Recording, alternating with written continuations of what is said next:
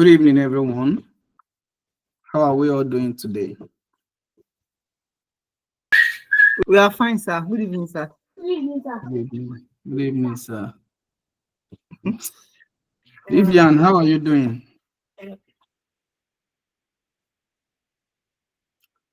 Vivian, how are you doing? How are you preparing for your birthday on the 22nd? Because I'm Good evening, anticipating. sir. Okay. Well, for now, we're writing exams, so birthday's on the back seat. No problem now. Just you still have plans for it. The cake is just for me alone, no, not Oh, everyone. Yeah. no, that's being greedy now. No, we Mm, don't do that here. okay. All right. All right. So good evening, everyone. So we'll just begin with what we have for today. So Kafilat, you came first, right? Deborah, then Esther. So Adeboyejo, then Vivian will start that way. You can kindly present your assignments and what you've done so far. Okay, you can start by sharing, presenting your assignment.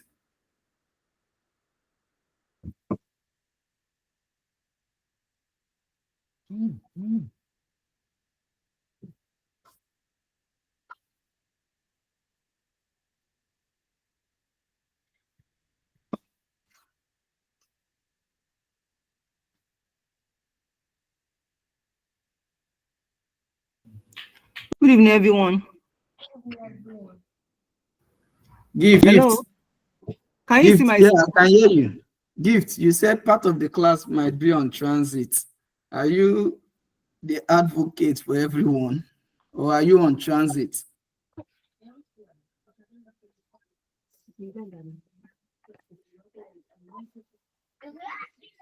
Good evening, sir. Good evening. Good evening. You can proceed with your presentation. Okay. My MVP case study is on Pampers, Okay. and the problem they are trying. I'm coming, sir. Okay. So the problem here is that there is need for a more convenient, hygienic, and disposable damping solution, especially for nursing mothers and caregivers. The um, the Pampers initial minimum viable product, that is the MVP, it was launched by P&G in the year 1960, and the reason was majorly is majorly because there is need for the simple cover that they try to meet at first was the need for simple disposable diaper in order to replace the clothes that nursing mothers used to use. So the disposable diaper was made with absorbent paper instead of clothes, and it is tape side for easy wearing, and it was tested in the US in the hospitals and stores. And there was no wetness indicator, there is nothing like fitness or size variation. So who was it for? Primarily for nursing mothers, those that have newborns and toddlers, especially the working moms who needs to save time doing for washing, and they need something hygienic to reduce irritation on the skin. How is this meant to be used? They just place it on the they just place it the same way they use the clothes. Then after using, they discard it, so it will save them from hours of washing and drying from diaper, and it enhances hygiene because it reduces irritation of the skin. What are the success matrix? We said that the MVP, there are things that we use to measure there are things that there are some metrics we use to know the real MVP. The examples of such is the parent adoption rates. When P&G introduced this Pampers in the year 1961, many parents adopted it. They switched from the clothing diaper to the use of clothes to the use of Pampers, and they started buying it on a monthly basis. And there are positive feedback of it being easing their activities, and the fact that there was less irritation on the skin of the children they are using it for.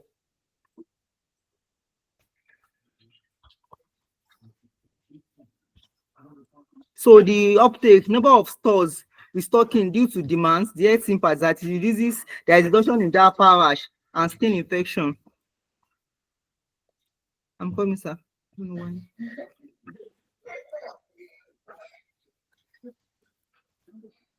So what is the end result? The market validation. Parents love the convenience and sales go steadily. What are the flexibility that they included when they saw that the product was being accepted in the market? They introduced size variation instead of the normal one, instead of the initial core value, which is just meant to be used and disposed. They started improving by introducing of size variation to meet the different sizes of the babies. Then they use a gel based that is more absorbent instead of the basic one is just a rectangular diaper that is bulky. That one does not have any elastic band. It has no shaping. Now they now use the one that has a wetness indicator and a more eco-friendly material. The initial one that was introduced in 1961, that one is made of paper-like material that has a plastic outer cover, and the material is not that absorbent like that, and it's quite bulky. So later there is now wetness indicators. They use a more friendly eco-friendly material. The Pampers became a global market in baby hygiene, used in over 100 countries with billions in annual revenue. So of recent now, we now have pull-offs, we have the pants tie diaper, we have the overnight diapers, and they also introduced the wipes. Here we have a picture of the way the core MVP the Pampers started with in 1961. It's just a simple rectangular bulky pad, no elastic band, no shaping. They just use safety pin to hold it here. So and this material is not very breathable. But now there is a taper closure here. This is made of a gel-like material, and it has variation in sizes. So that's my presentation, sir.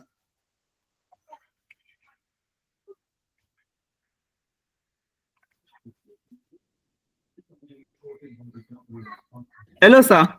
Yeah, I can hear you. Okay, nice one. So you looked into the Pampers market, and from the pictures beneath, we all can see that they've transitioned from what they started with, which is this, to what we have today. So, and they keep updating what they've done. So you see, the little, irrespective of how you started, it's not always how you started. It's always there's room for improvement. I kind of like this. Wow, I didn't know Pampers had this pin hook stuff. Okay, that's nice. I think I didn't use this. Well, that's good. And what came about this? Esther, why are you laughing? What came about this particular, the first one? What came about this one? This one, because there is need for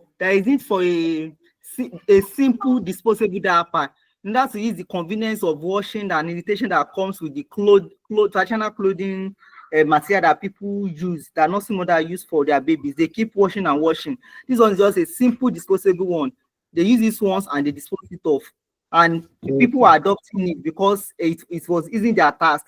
There was less irritation on the skin of the babies, and they don't have to keep washing and washing and washing.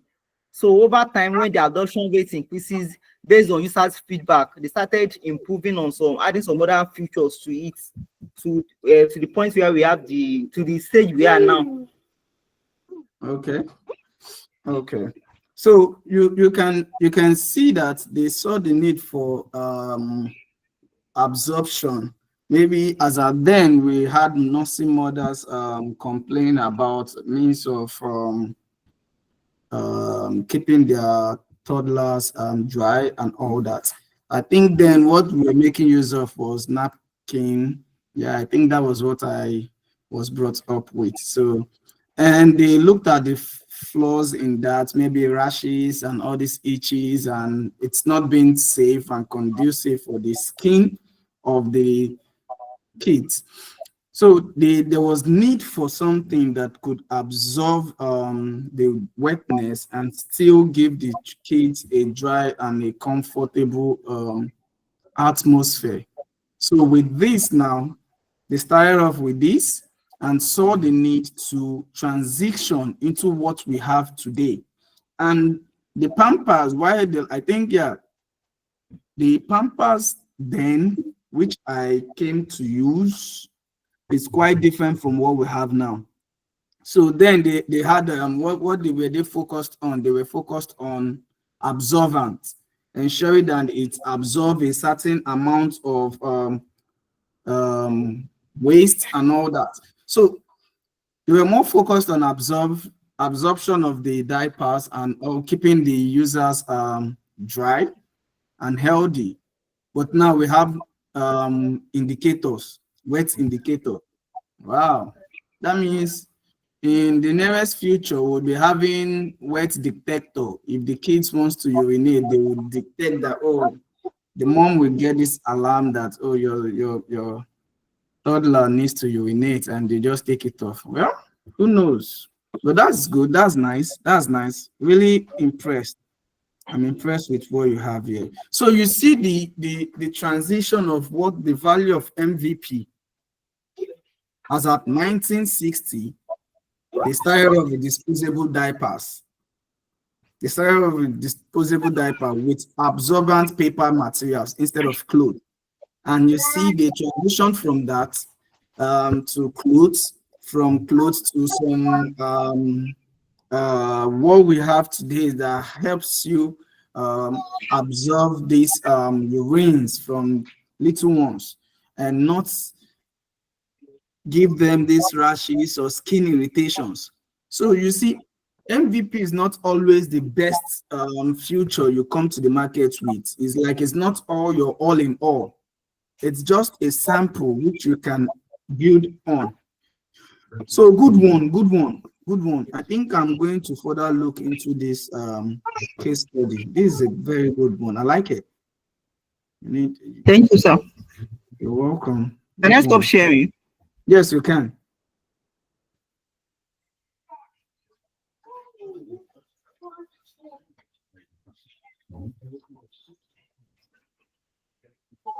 Next, Deborah, you're next.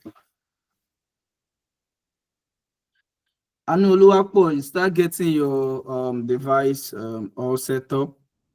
Deborah.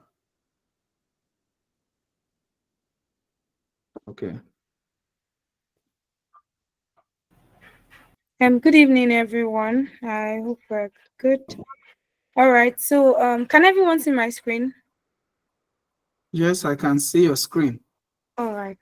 I chose PiggyVest as my case study.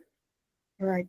So the problem was many Nigerians struggle to save money consistently due to lack of discipline, a lack of trusted platforms, and easy access to withdraw funds prematurely.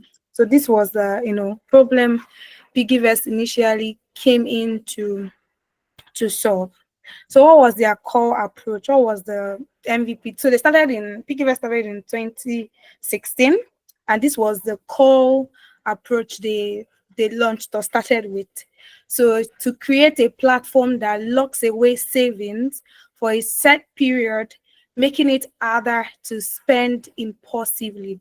So this was this is how they started. This is what they brought into the market space.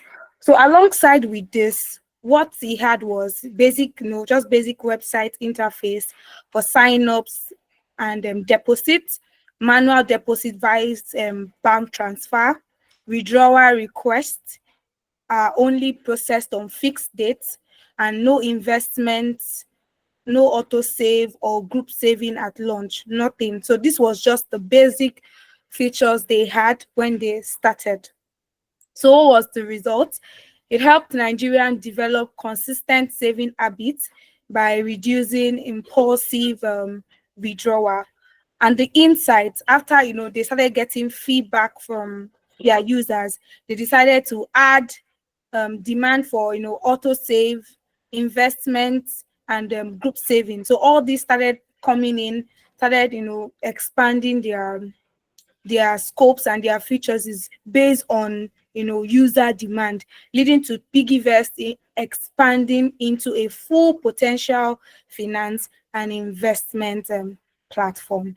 So this is my presentation. Yeah. So that's All that, right, sir. all right, all right. So we talking about PiggyVest, all right?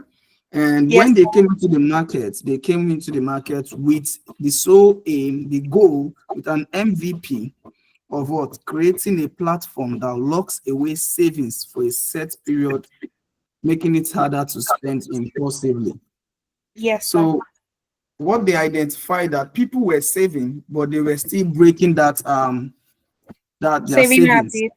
Yes. Yeah, they were not being disciplined to Disciplined save. enough. So I think as at then, what were mostly used, those using savings and all that, yeah, some were using Kolo.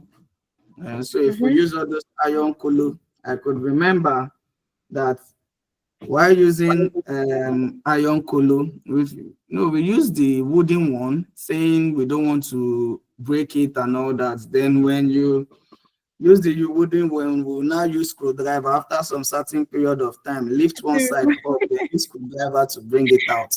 That's So, correct. so we're trying to do what? In order for we not to discipline ourselves towards not breaking those things. I could remember we transitioned from the wooden one to the melter one, so that making it feel difficult to remove the money, but still we're still finding a way to, after saving a particular period of time, you still have to use maybe knife, or you expand the mouth very well, the openings, or you kind of spread it out so you can easily use something flat to bring it some amount out from the whole stuff. If you know, because we knew then if we unwrap the stuff from the edges, it becomes difficult to fix it back. So that was a challenge, and people were actually, I'm talking about myself, so it was quite difficult for me to save using all those traditional method. I think the one I didn't use was the clay colo size, that round one, where if the only way to do that is to break it and all that. That's the only thing I didn't use. But this is something, if I could be experiencing that as a traditional user, how much more those who were saving in their banks or saving in their bank app, stuff like traditional bank apps and all that, going back to bridge those things and all that. So they saw the need that, okay, since we have users saving money, yes, we identified that there are users saving money, and these users are actually bridging that contract, which the main purpose why they are saving, they are not actually achieving it, because they go back to reduce, take some money and all that. So they looked at it. Say, what if we create a platform that locks away savings for a set period of time, chosen by the user, and making it harder to spend impulsively? So if you look at the features, they made use of basic features, web interface to sign up, manual deposit via banks, withdrawal requests are only processed on fixed dates. So if it's not fixed dates, you can't withdraw this thing. I think, yeah, before the whole backyard stuff that what's it called? I think before the whole backyard stuff that Adeboye Joy explained, that first the initial was you can't withdraw these things. So that was quite helpful, because people were now finding out that they could save and find it difficult to withdraw their savings, except only during the fixed date which they've actually set. So that helped them solve that problem. So even when they don't feel like saving, they still have their money fixed there. So they actually stayed in the whole thing. So you see, they started off with basic features which could help them stay into the game. And as such, you can scroll down. solving this user's problem. Now, what did it do? It helped Nigerians develop consistent saving habit by reducing impulsive withdrawals. So, and other features like auto save, investment, group savings, and all that to keep their users into the system. So you see, well, I can tell you now that Piggyverse has grown. What's the metrics? You didn't include the metrics here.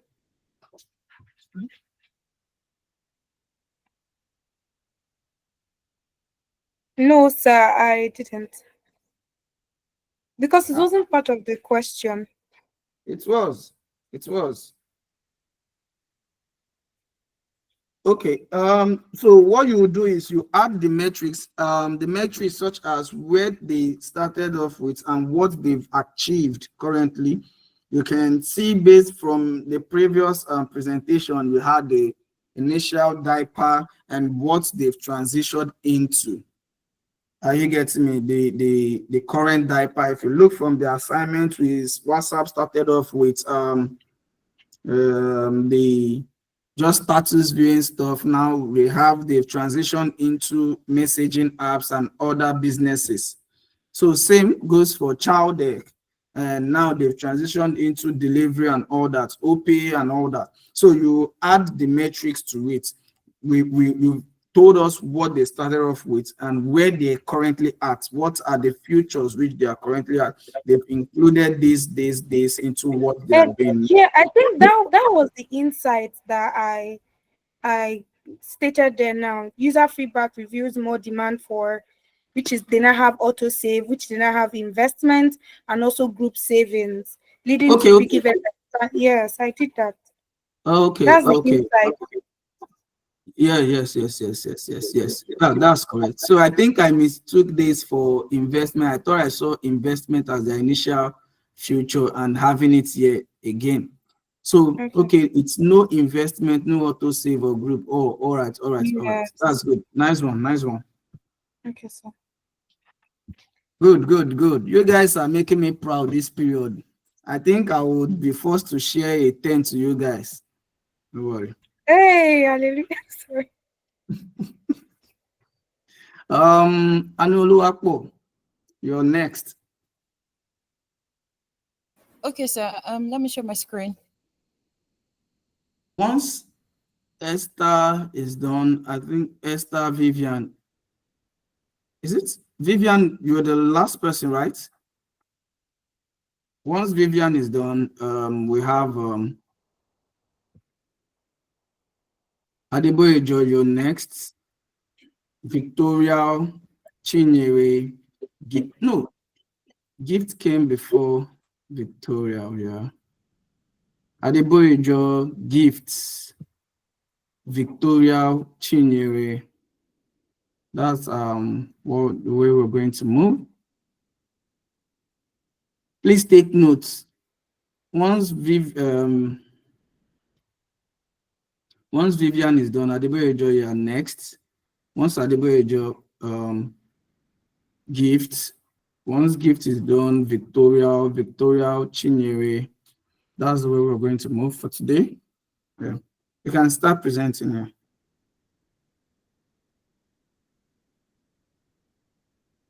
Yes, sir. Can you see my screen? Yes, I can see your screen. Okay, so I chose Pinterest. I wasn't sure if there was a specific instruction that the product had to be Nigerian based, but I chose Pinterest. Was there any instruction like that? No. Okay. So just proceed, please. Okay, so my product is Pinterest. The problem they identified was before Pinterest existed, people had no easy way to save and organize their visual ideas like fashion, home decors, recipes, wedding ideas, home decorations and all of that from across the internet in one place. Most people had folders, screenshots, or bookmarks that were messy and hard to use. Pinterest aimed to fill this gap by creating a catalog of ideas where users could collect images around topics they loved. So Pinterest's MVP approach, the goal was to help users collect, organize, and share images from the internet in one neat visual platform and test whether this idea would take off. The initial MVP for Pinterest was in 2010. Pinterest's first prototype launched as a closed beta in March 2010. In these early versions, users could create themed boards and add or pin images to them. They could follow other users or boards to fill their home feed. By 2011, Pinterest released native iPad and iPhone and iPad apps, which rapidly expanded its reach. The interface remained extremely simple, essentially a grid of pinned photos that even users on low-end phones could browse and save pins with ease. The key MVP features were boards and pins. Users set up boards like a collection on topics like travel or wedding or home decors or recipes, as the case may be, and pin images or links to those boards. Repinning or resaving, as the case may be, any user could resave or repin another person's pin to their own board. This made content spread virally across the platform. So once you pin someone else's board, it shows also on your own board and allows other people to see it. So the people that you have saved from or your followers could actually see it. Following, users could also follow people on specific boards, like I said earlier. So if people have the same likes for specific things, home decors again, weddings, recipes, and whatever the case may be, they could follow each other and share. Oh my God, and share the same boards. New pins from followed boards would then appear in one's home feed. Pin it button. A pin it button to save images from websites directly to Pinterest. So if you saw something else on another website, you could save that image directly to your own Pinterest board. This was later renamed as Save in 2016. Then the basic search categories.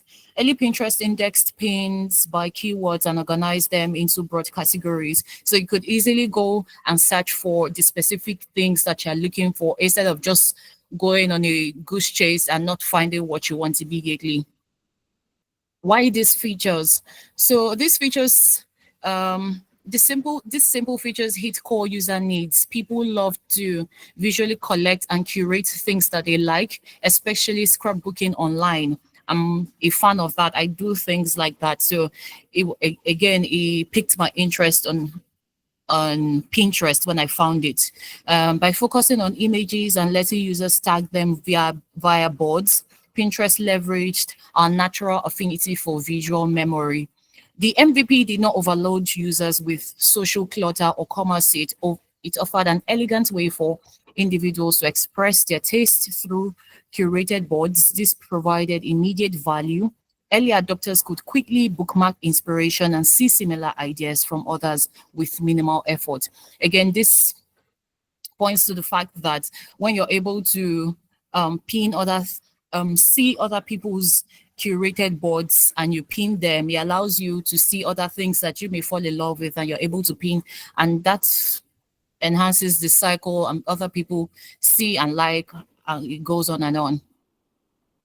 Results. So Pinterest gained popularity organically, especially with women and creatives. So research found that I think 50% of the users of Pinterest were found to be women. Well, I'm not really surprised. Well, so word of mouth spread fast in the do-it-yourself, design, and wedding planning committees. Again, because there are a lot of women that use Pinterest, you usually find this kind of things on Pinterest. But as time went on, okay, let me hold on. Users loved how simple and useful the tool was for inspiration. Feedback helped validate and improve the product. So evolution after MVP success. Pinterest steadily added features beyond the original pin board model. What was the first one? Business and shopping in 2012. So in 2012, Pinterest launched business accounts and analytics, opening itself to companies. It introduced rich pins in 2013 that show extra info. These informations were the price and description on product and recipe pins, right? In 2015, it also launched buyable pins, so users could purchase items directly. This was later rebranded as product pins in 2018. This commerce features turned Pinterest into a major shopping hub. Surveys show that about 85% of weekly Pinterest users have bought a product they discovered on the platform. So, of course, we can see the strategic movement from 2010 to 2018. Now, they're not just curating boards or allowing people see the things that they like or are inspired by, but now people can buy what they see on the website or on the app, as the case may be. Visual search and AI. Pinterest invested in visual discovery tools. Starting around 2015 to 2017, it rolled out image-based search so users could find similar items by uploading or snapping a photo. AI-driven features like Lens, I don't know, a lot of us use Google. So that's Google Lens, where you just put your camera and it immediately searches what you want it to do. So Pinterest has something like that feature on it. And then the look help users discover matching products. In short, Pinterest became less a static scrapbook and more a smart engine for visual ideas. Mobile and multimedia. The platform embraced richer media over time. A built-in video player launched in 2016 and in 2019 to 2020 introduced Idea Pins. Idea Pins are multimedia story-style posts with video, text, and music. This allows creators to share more engaging how-to content. Even the pin it button was refined and renamed Save in 2016 for clarity. So for this mobile and multimedia part, I don't know how many people use Pinterest, but I use Pinterest a lot. Before, Pinterest did not used to have videos. You didn't have videos on Pinterest. You could not really get DIY videos on Pinterest. But now you can see fashion designers showing off their wares on Pinterest. You can see product sellers showing up their DIY videos on Pinterest. So a lot has happened over the years. Then social features.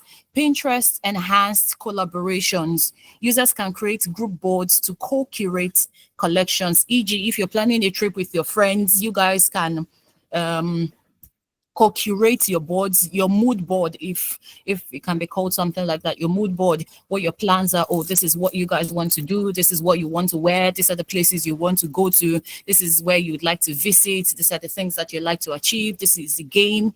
All of those things. So Pinterest allowed for that. The platform also streamlined its social elements. For example, we removed the separate like button in 2017.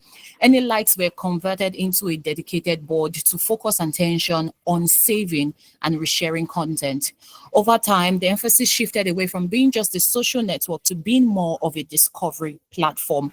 Monetization and ads. From 2013, Pinterest began showing promoted pins, which is ads for them, in the feed. Over the years, this ad model scaled by 2024 Pinterest annual revenue and reached about $3.6 billion, which is a 20% increase from the prior year. In short, the platform grew a mature advertising business alongside its shopping tools. The MVP insights.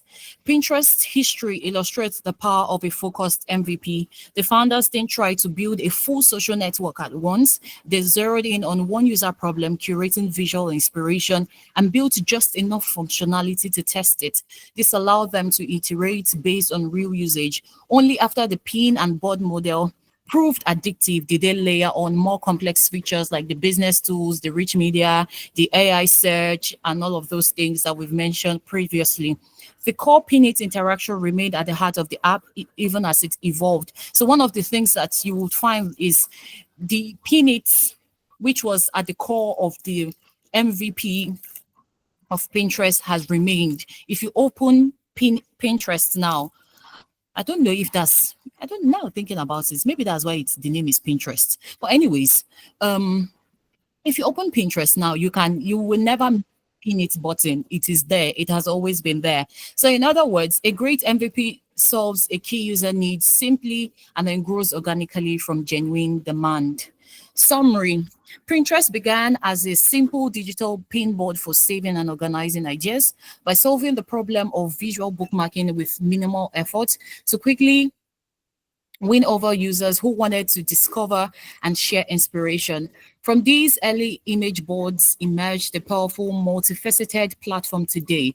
Pinterest still centers on collecting ideas, but it has become a visual discovery engine and shopping destination as well. The transition from then to now shows how Pinterest builds on its original features, board and pins, while adding tools like visual search, shopping pins, and ideas to keep people engaged and buying. Each new feature ties back to the core goal: help people to find and act on the things they love. Thank you. Okay.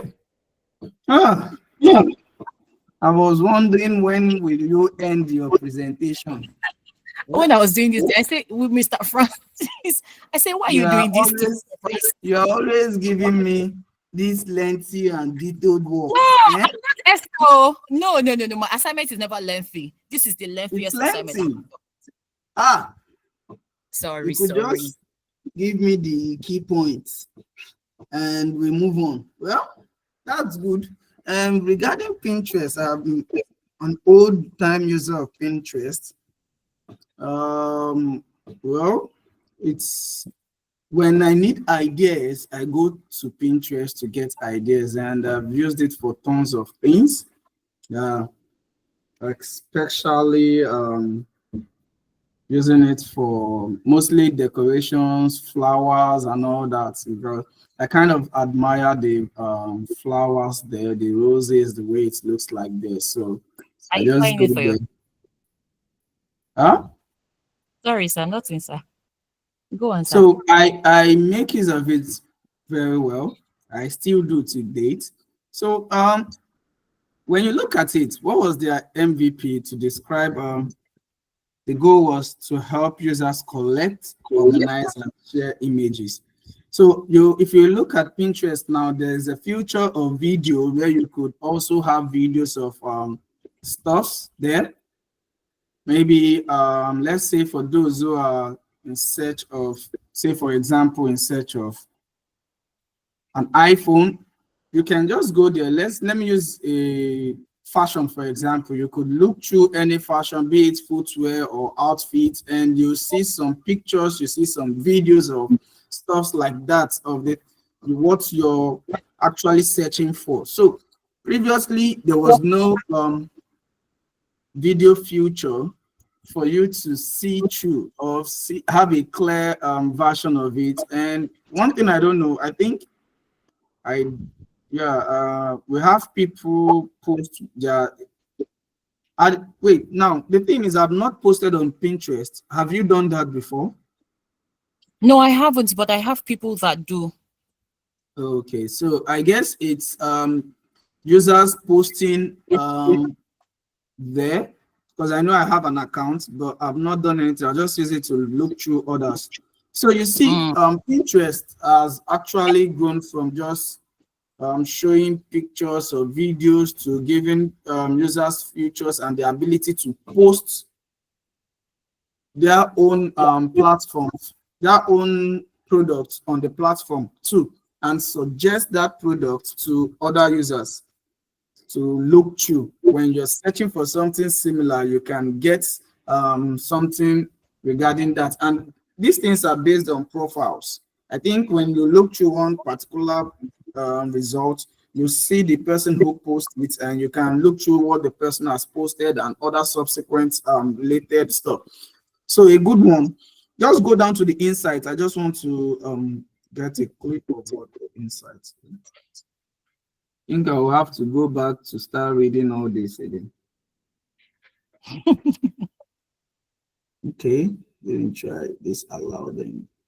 Okay, now you see, they moved from just being a posting where you can get images to having stuff like business tools. They've updated to AI rich medias, having videos and all that. So you see. Yes, sir. Okay, I'm kind of looking through something caught my. Okay. Okay. That's good. You can stop presenting. You can Thank you, stop sir. presenting. That's a good one. Thank you, sir. All right. Esther, you're next.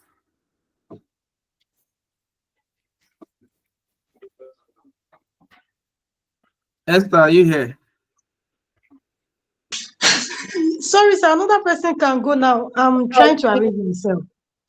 Okay. Vivian, Yes. you're next. Yeah, you can. So after Vivian, the next person should just start presenting. And Vivian, are you here? Yes, sir. I'm trying to share my screen. Okay. There are some students, I rest assured their presentation won't be lengthy, while there are some, I know those who have lengthy presentations. So Esther, if yours is lengthy, you can start summarizing it before you present. Okay, good evening. It's raining here, so I don't know if you can hear me. I can hear you clearly. Anoluwapo, you can mute your mic. Okay, my selected product is LinkedIn, and LinkedIn launched in the year 2003. It was not as it was today. LinkedIn launched first as just a social media platform, but for professionals. Because of the other media platforms then, like Wait, can you hear me? Anoluwapo, kindly mute your mic.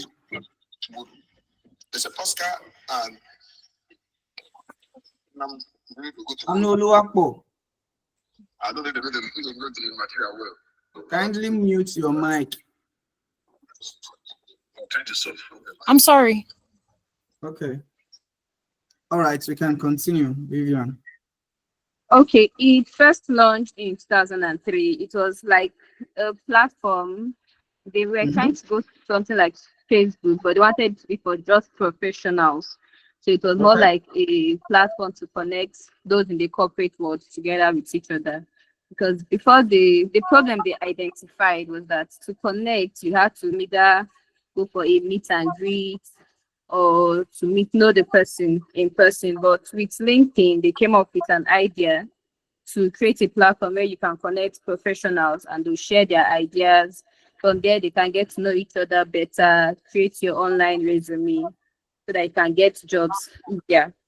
So the key features of what they identified or what they started with, sorry, was the basic user profile, just your name, your job title, experience, and then education, more like an online resume. So this was to help you connect with other professionals. Maybe as a job seeker, you can connect with the market, those looking for workers. What's their name? Employers. Employers. Thank you. Yeah, so that's the basic thing they started with. So if you want to connect with someone, once you know the person's name or the company where they work, you can just search for the person and then you connect. So as the business or the platform grew, more people were connecting. So it was more like their business card. Okay, I'm also let's say teacher. Oh yeah, this is my LinkedIn profile. Let's connect, and then you connect through LinkedIn. So it was a more better option than other social media platforms like Facebook. They were in existence at that time. So the result of their MVP was that they got professionals to quickly adopt the LinkedIn as their business card, and early users realized how important it is to leverage the connections there. When it first came out, when I started using LinkedIn, I did not understand anything that was happening there because I was not having any profession or anything. So I thought it was like the other social medias like Facebook, where you go, you see videos, you see pictures you like and then you pass, but it was separate. So they had to get their ideal candidates or users, which I was not one of them. So I did not really use it then. And then the insights they got from their early MVP was that they saw that it was helping professionals to find credibility, to discover talent, and then to control who they connect with. So it's later drove them to create more features like the skill endorsement. So when you learn a skill, you can post it, okay, I just completed this skill. It will broadcast it to the public in case someone is looking for someone with that set of skills. And the recommendations also, as a recruiter, you can recommend those searching for jobs. Or you can also recommend your friends. Maybe you are there on the platform and then you see a job, you can recommend your friend to that job. So it's helped recruiters to get more tools, because now that's basically like what the recruiters use to get workers. They just go there and then they search, they go through your profile. If they see that you have what they need, then they will reach out to you. So it's created the LinkedIn jobs. So instead of the recruiter just going to search for the talent, LinkedIn now created an avenue where they can post the job. So after posting it, then those seeking for the job, they can see and apply to make the work easier on the recruiter, the job seeker. And now they have the content creation part of it, where you can post your content, you can share your ideas there, those that need it to see it. And then if it's something they like, they also share, like, and repost for you. And the new feature I did not indicate it, sorry, is the LinkedIn training. LinkedIn now have like a training platform where you can learn the skills, which I just discovered recently. So when you go there, even if you don't have a particular set of skills, once you show interest in that, they give you different platforms where you can learn it from. So you can learn the skills there on the LinkedIn. So the elements of the MVP, that's the problem they identified, how they were able to approach it. The problem was that there was no digital credible way to showcase professional identity or network online. The platforms available then were just for everybody. That's Facebook. It was for everybody. It was not really secluded to just the professionals. So the approach they used was to create a profile and build a network of trusted professionals to connect. So the core feature was the user profile and the connection request. That was what they released first. Once you create your profile, then you can then connect to others that have created a profile on the platform. So the result they got from this feature they released was that they found that many users adopted it to the alternative of the Facebook that was there presently. So it was more of a Facebook for serious-minded people, because that was the view I had of it when I first came across LinkedIn. It was for serious people, no jokes, no cruise, no vibes, just strictly business. So with this insight, they were able to now create more visibility for the professionals on their platform to make them connect with more people, and then their network also grew to improve and to implement different more opportunities. And they are still growing, like the new one I just discovered, that's the LinkedIn Learning. So I believe they still have more room for growth with time. Thank you. All right, nice. I'm glad you chose LinkedIn. So you've actually educated every one of us here and made us see reasons why we should partake in the 90 days LinkedIn challenge. So I believe you all have learned from her presentation. So I don't want to start hearing you've seen the benefits. I'm even giving up on motivating you guys, because I can't build a solution that would give you guys that zeal to jump on this challenge. But if you're not looking at it from the aspect whereby you are gaining value, you're giving yourself this online presence, professional online presence, whereby you grow. And you can, when you're going for a job, that's when you understand the value of your LinkedIn profile, because your recruiters will go through your LinkedIn profile and look at what your LinkedIn profile is actually saying about the job which you are applying for. So if you don't have anything regarding that on your profile, how then do you want the recruiter to trust that you can handle that job? That's the thing. Because even for internships, yeah, I think I recall the first internship I did, they requested for my LinkedIn profile. Yeah, my LinkedIn account, and they had to go through it. I think then I was still posting some little things about, I think then I started off with project management. I was still posting some little things about it and all that, trying to connect with other project managers. All this, which you guys have been kind of helping you to walk you guys through, I actually learned them on my own. There was no one to tell me this skill, you need to understand LinkedIn. LinkedIn was not, okay, I could say why I resonated with it was because I don't even like all these noisy media platforms like Facebook, Instagram, and all that. So I like the fact that it was professional, and I understood the value that for me to transition into this space, I need to optimize my LinkedIn. The optimization of my LinkedIn, I did it myself. I had to go through a series of video edits and do this, do that, do this, check what's worked, check what others are doing. Then gradually grew my profile to the point where it is now. So you cannot overemphasize the value of LinkedIn if you are transitioning into the tech space. You just do not see the value. You've not built a value representation of it and the benefits you stand to gain from it. Leave the cash price aside. The value which you stand to gain from it, that's what you should be looking at. Because before you finish that challenge, your account has been optimized for a whole 90 days. And do you know the traffic you would have dragged to your profile? The visibility you would have pumped yourself out there to others to view, the connections you would have made regarding that, and the engagements. Even you look at your profile, you see some statistics and chart analysis. You look at what worked and what did not work and how you can focus on that. You get insights from others where you connect. So I really am impressed you actually chose LinkedIn. Good one. Thank you.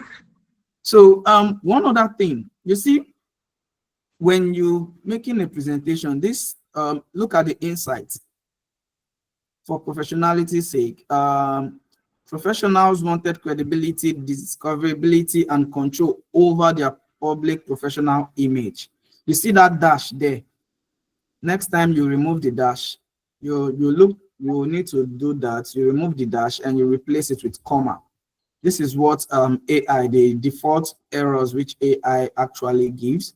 So you don't have this in your document or content. Anyone with that exposure and experience will understand that this was just AI generated, and they might think that you did not revisit what you did here. So whenever you see this dash, you replace it with a comma. Okay? So Yeah. you need to correct this before, if you've updated it, you need to correct this in your documents. All right, that's a good one. Let me look at the insights. Okay, the insight letter drove features like skills, endorsement, recommendation. Yep. LinkedIn jobs, content creation, and thought leadership. So it's a good one. It's a good one. Yeah. Thank you. Esther, are you ready? Is Esther in this call? Esther, are you ready now? Yes, I think I'm ready. Okay. If you think you are ready, Okay, you can. maybe one more person should go. Then I will follow suit. I'm sorry, I'm just coming back. So I'm trying to arrange everything. Sorry, sir. Okay. Who Oladoyin? You raised up your hand. Yes, I'm ready to present. I don't know if there's anyone that is yet to present because I didn't join on time. I think All right. I'm the next question. Adiboye Joy, you are the next. Then Chinyere, you raised up your hand. Oh, yes, I thought I was the next person after Adeboijo. No. I think it's Adeboyejo, then Gift. No, after Adeboyejo, it's Gift, right? Gift. I hope you're not on transit, or are you still on transit? Then after Gift, it's you, Chinyere. Adeboyejo, you can start presenting. Okay, please, I'm coming. After Gift, it's Chinyere. From Chinyere, we have then doing. No, Victoria, from Chinyere, Victoria, then we have doing. Yeah. Okay. Please hold on. What happened to my so I'm coming, please. Okay. Esther, you raised up your hand. Yes, sir. Sorry, please let me go after Adeboyejo, sir. So sorry. Yeah.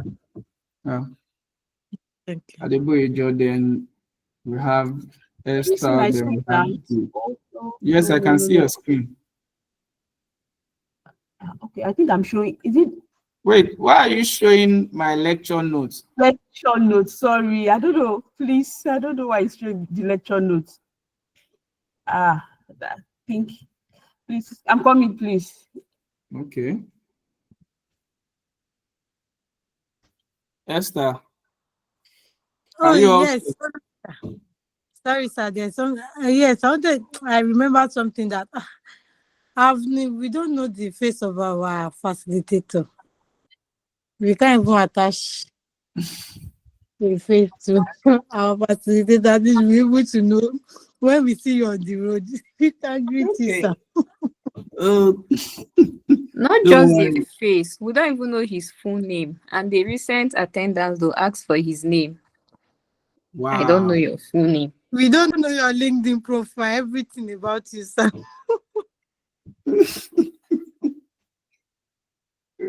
No problem. Soon you will see me. So for now, I just want to remain the ghost. So when you see me on the road, so you will not stop me. So can you see my screen now? Yes, I can see your screen. Anolo Akpo, what are you thinking? Good evening. Good evening, everyone. Good evening. The product I've worked on is Jumia. Okay. Jumia, an e-commerce and marketplace stroke a retail marketplace. So the problem they actually identified when they came in was in many African countries, access to wide range of quality product is limited by physical retail infrastructure, high prices, and unreliable logistics. So Jumia came in 2012 into Nigeria by the group called AIG, African Internet Group, which today is known as Jumia Group. They came into Nigeria in 2012. The same year they launch in Morocco.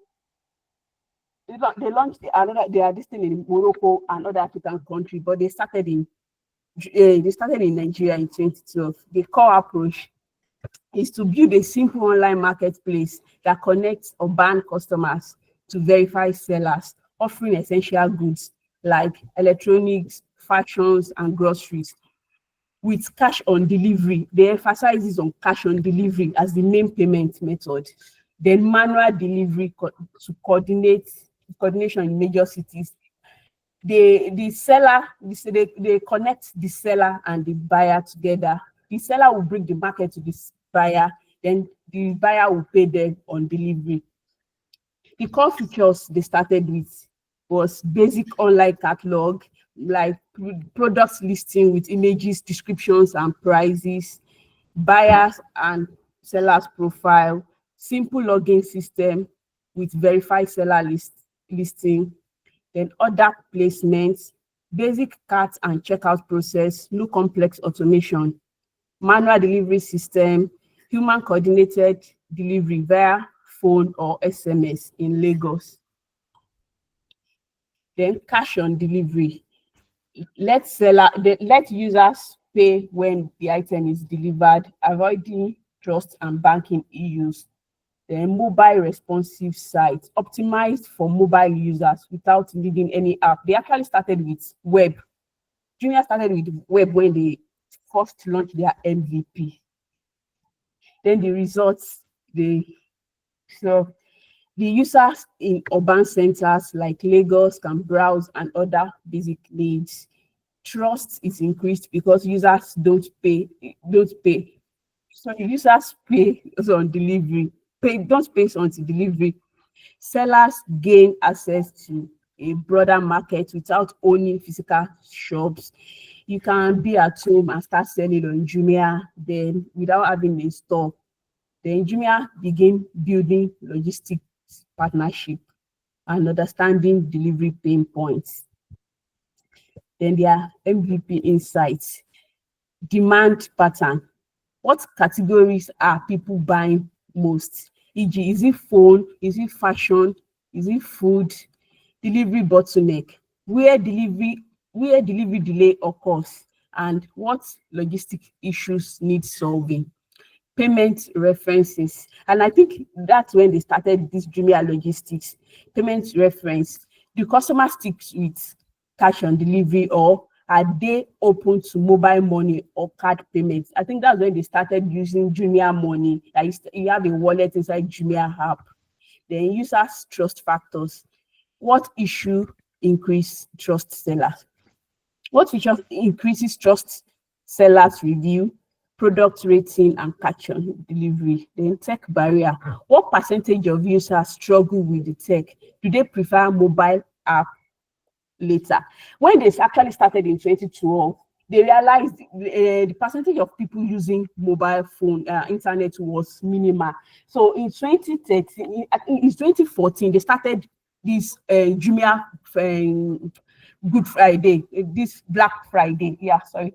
They started Black Friday at Adeniyi Jones, then at their former Jumia warehouse, that you have to queue for a very long time before you get market with cheaper prices. Then in 2015, other people from neighboring countries like Ghana start coming over. In 2015, I think they have about 2.5 million outsider that came into Nigeria for Black Friday in Jumia.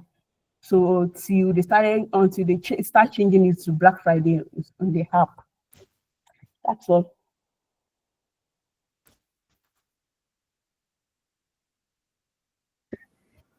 Okay. No, just stay at the key insights. Just stay there. Okay. Just stay here. Yeah. Now, okay. Now you see from what Jumia started with. They started with a web-based platform, and they transitioned into a fully fledged mobile app platform. You see, that's the thing I keep saying. You don't know if you would be a web app or a mobile app. Your solution would be a web app or a mobile app. You're not sure until you do carry out your users analysis, understanding what your users really want and what are they doing. And looking at that as well, they started off with what? Payments on delivery. And as at then, it was convenient, and it also posed some kind of questions as to how do you manage the payments with your riders, how do you get them paid and stuff like that. So they saw the need for the COD, wallet payments, mobile payments, and having a platform. When they had their mobile app, they looked at having their wallet where you can pay from your Jumia accounts and all that. So you see, your MVP would help you understand what your users are saying, and it would help you tailor what your solution would look like in a better shape. Now, looking at this, what Jumia is now and where they started from and what they are now, you see they've really transitioned. And when you talk about Jumia, you're not just talking about just it's a platform, your go-to platform. It's the Amazon for Africa. So you see, even though they are experiencing some backslash in qualities which they offer, but that doesn't mean they are not doing a better job. Okay, you can stop sharing. You can stop sharing. So regarding that now, you can see that MVP helps you understand exactly what your users are saying based on what they are using your solution to do. And this gives you this clarity towards knowing what feature you should build next. So you see, you can start small and you know the next thing. Once your users are using this thing, you know what they want. You now identify new problems, and that new problems will result to new features that would solve that problem. This is how they keep updating, upgrading your solution. So in most times it could be that you have your roadmap that contains all the solutions, your features you want to address, all the problems you want to address. But when you look at the MVP, what exactly is really affecting, what is the day-to-day problem that the users are facing? So you look at that problem and you look at how you can bring solutions that addresses that problem to the market and have that problem solved, because the users are facing that on a daily basis. So if you can address that, that's what your MVP actually does for you. Helps you solve that little section of problem, and without you thinking about the expansion and every other thing. So nice one. Really impressed in what you've done. So what I'm saying again is this: when looking at what you guys are doing based on existing solutions, when you find yourself in situations like this, you should be able to draft out what an MVP should look like for you. You should be able to understand why you make use of while I kind of switch between you having your own practical as assignment and you making use of existing solutions towards as an assignment, is so you have both a background understanding of what it looks like when you're building yours, have you make some corrections on what you've done, what you did wrong, and what actually you did right. And you look at what existing solutions, how did they do what they did. So when you understand from both aspects and you're presented with a problem to actually address, you then have this clarity. Okay, since this actually worked this way for this person, you know you can actually do this thing this way that would work for you. So having that switch between existing and your imaginary product gives you both clarity, helps you train your mind to think through things, and also helps you work on existing facts that are already in existence, solutions which you're already familiar with. So I'm quite impressed with what you guys are doing, and I'm very much happy that you guys are actually picking different products. I've not gotten anyone repeat a particular solution. That's good. So Esther, what do you have for us? You can start presenting. Okay, thank you, sir. You're welcome. All So right, once good evening, okay. you have Chinyere, you next. Yeah. Victoria, I think it's Chinyere before Victoria. Yeah, Chinyere, Victoria. Then we have Oladoyin. Okay, so Esther, you can. All right. Good evening, sir. Good evening, everyone. So my product is Duolingo. So for Duolingo, what problem does Duolingo solve? Duolingo is a language learning platform that solves the problem of access to affordable and engaging language education. So why are they coming on board? Because traditional learning, like learning a new language, it takes time, paying for classes, hiring tutors, or borrowing textbooks and all that. So that is the problem Duolingo saw that brought them into the market. So they are trying to bridge the gap between users that want to learn language without having to go through the stress of hiring tutors and all that. All right, so what's their MVP definition? They want to deliver short interactive language lessons that users can have access via mobile to practice vocabulary and grammar daily in a way that it's fun and motivating, right? So Duolingo, their first MVP was 2011, 2012. Their mission, free language education for everyone. That was the way they started. So the product was only a web-only platform, basic gamified language exercises. Then they had few languages, only Spanish, German, and French for English speakers for their MVP. So the features, simple translation-based exercises, basic point system, intermediate feedback on answers, and progress tracking through a skill tree. Now, what was their MVP goal? To validate if people would consistently use a free gamified language learning platform.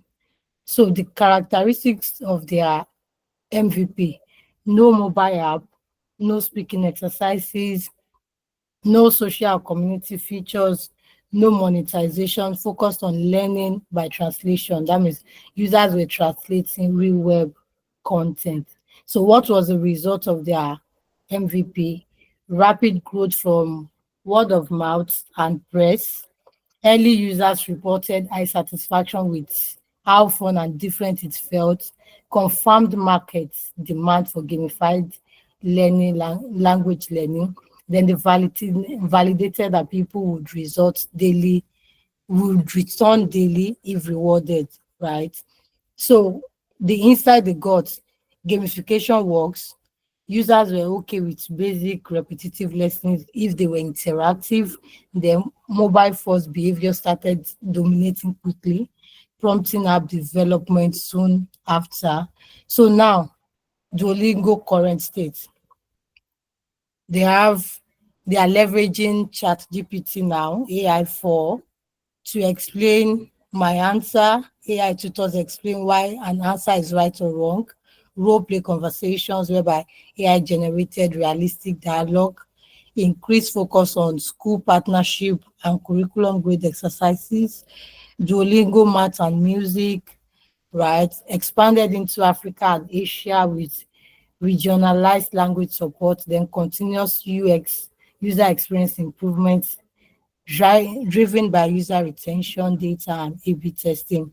So here's a summary of the evolution from where they started, their MVP, their growth, their monetization, their ecosystem, their product depth, and the current state they are now, which is the GPT power tutoring, then curriculum expansion. So that will be all for Duolingo, sir. Thank you. Oh, nice one, nice one, nice one. You Thank can you. just kindly scroll up. Let me go through this.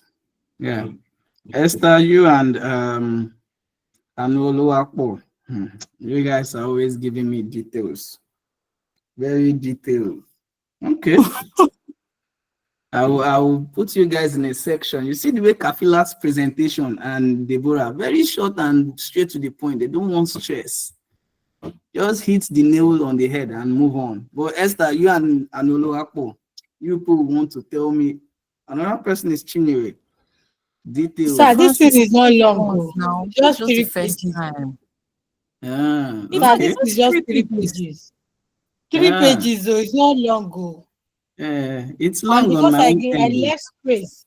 I left space, just 3 pages, sir. I didn't want Okay. to bombard everything together, so I was just leaving space. Mm. Just 3 pages. Okay. It's good. It's Yes, good. It's good. It's good to be detailed. It's good. All right. The fact that we had same thing with what I said. You see, when Duolingo came in, they started off with a web-based solution, and now we have Duolingo app on your Play Store. Though I've not used it recently, I've not used Duolingo before, but I think I once set up an account, but I didn't end up using it. Now, you can see that it's actually transitioned from the web-based from a web app to a mobile app. That's progress. That's a metrics. And understanding as at when they came into place, I think then when they came into place, they were more of what web solutions, not mobile app solutions. And you have users building their solutions on the internet, and they just put it in form of web solutions. So when you're building solutions, you need to understand your users to know exactly if your solution should be a web app or if it should be a mobile app. I will keep saying it. You don't just feel you want to build a solution and that solution should come outright as a mobile app.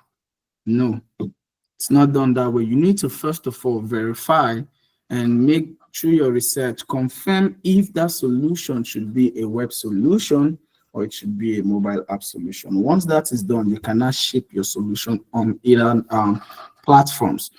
So understanding that Duolingo that we have today covers more than just 3 languages. You see, it has gone beyond Spanish, German, and French. As at when it started, those languages were the most learned language, were the most sought after language as at when it came into existence. So now we have, you can learn other languages on Duolingo app now. So when you're coming into the market, your MVP should be very small and precise and straight to the point. You see, they started off with 3 languages and they focused on English speakers. Now, the thing was English speakers that would want to learn Spanish, English speakers that want to learn German, English speakers that want to learn French. But they didn't provide solution for the reverse, where Spanish or German or French speakers would want to learn English. So they didn't do that. So they started off with just English speakers that would want to learn other multilingual languages and just this thing. Now on Duolingo app, you can be a Spanish person and you would learn English from it. You can be an Argentine person and you're learning English or you're learning Portuguese or you're learning whatsoever.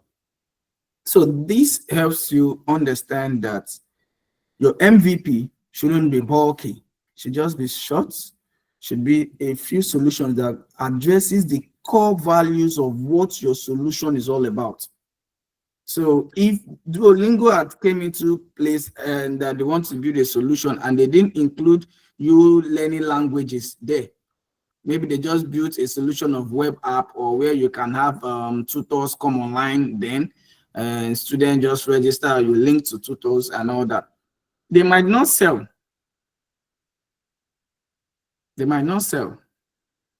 And the fact that they came in with you, English-speaking person, they notice that this is a broad market. We have so many languages and so many people. You can't start with everyone. You just have to cut down the noise and just focus on that segment of people who really, where you can start from. And they notice let's start off with English speakers that would want to learn other languages, maybe for to relocate to somewhere else, or maybe for a new job or a new role, or for just the fun of it, learning different languages. So that helped them to identify which markets to start off with. And this is the same thing that would be applicable to you when you're building your solutions. You also need to identify your MVPs. So a good one, Esther, a good one. Why do I have the feeling that someone else might talk about Duolingo? I think someone spoke about Duolingo. Yeah. Chinyere, right? Is that you? I think that's Chinyere. You can stop sharing. I just hope someone else doesn't speak about present Duolingo. Okay. Who is the next? I'm the one, sir. All right, you can present.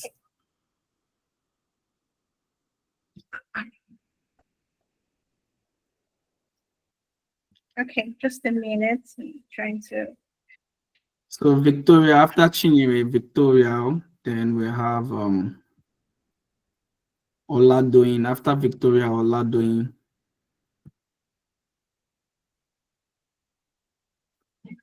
Okay, just a minute, please.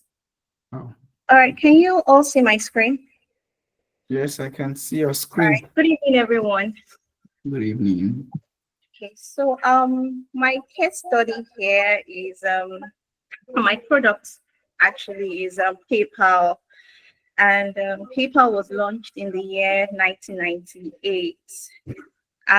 To do a backstory as to how PayPal came about, it all started when in the early 90s, right, where a lot of people had just started to use the internet for buying, selling, and doing some things, but there was no simple, secure way to send or receive money online, especially for individuals and small businesses.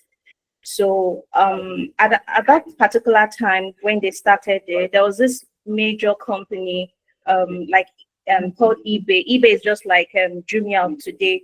So people were able to sell things and all that, but then the problem was them receiving their money and all that. So that was how PayPal this came about. So what did they do? They were like, okay, you know what? Why don't we build a simple, secure digital wallet that allows users to send and receive money using just an email address, bypassing the need for complex bank transfers. And that was how it started.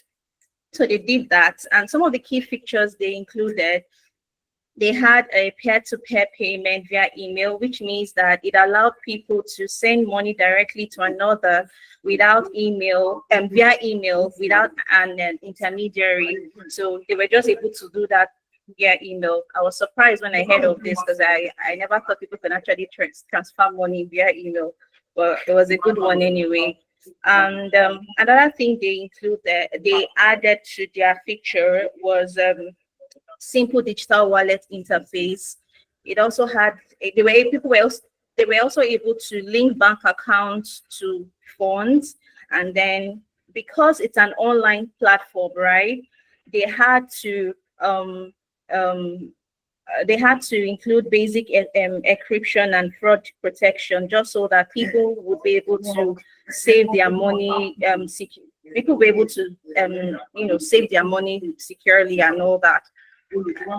So as a result of this, this actually helped millions of users send and receive money online quickly and securely, building trust in digital payment and enabling global online commerce. And for the insight, I mean to understand that after all, when they launched all of this at the initial phase, right? They decided to get feedback from their users and so part of their user feedback showed growing demand for safer online shopping, international payments, and business-friendly tools, leading PayPal to expand from a simple money transfer service into a full digital finance platform. So PayPal just wanted to do P2P, right? But instead, they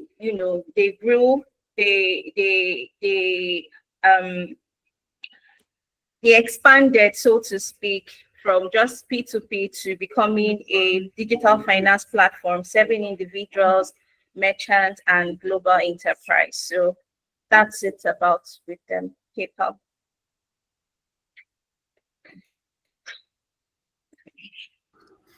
Nice one, and you really surprised me. It's quite short and straight to the point. Good one. Yeah.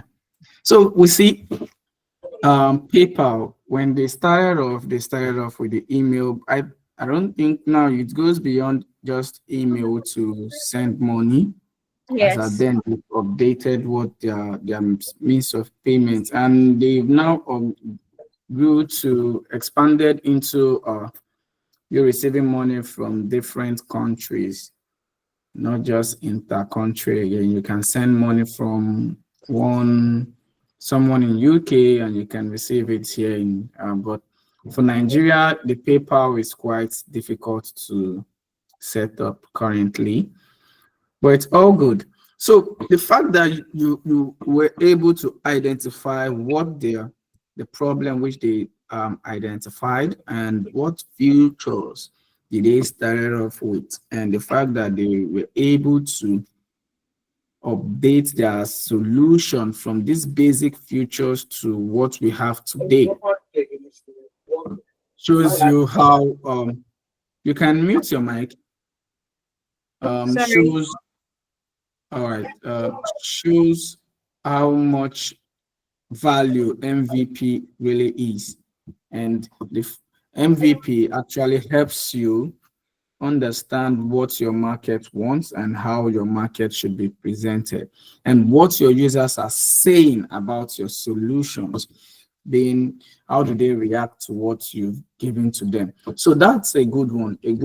Yeah, nice one. Let me also give you a thumbs up. Yeah, good one. You're welcome. So Victoria, you're next. Victoria, then Oladoyin, then Victor. Good evening, Mr. Francis. Good evening, everyone. Good Let me share evening. my screen. Oladoyin, you can start getting your presentation ready. So once Victoria is done, you're next. Then we have Victor. Am I sharing the right thing? Okay.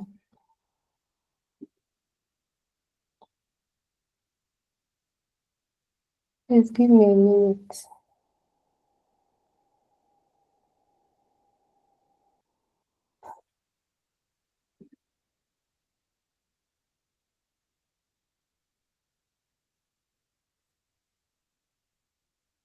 Who is this? Sorry.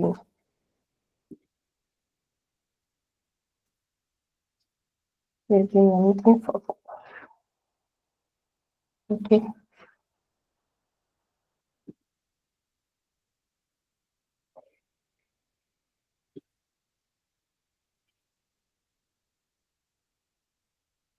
Good evening, everyone, once again. So my can everybody hear me? Yes, I can hear you clearly. Okay, thank you. So my case study is Bumper. Bumper is a mobile-first business management tool design. It was initially called Sales Kaba.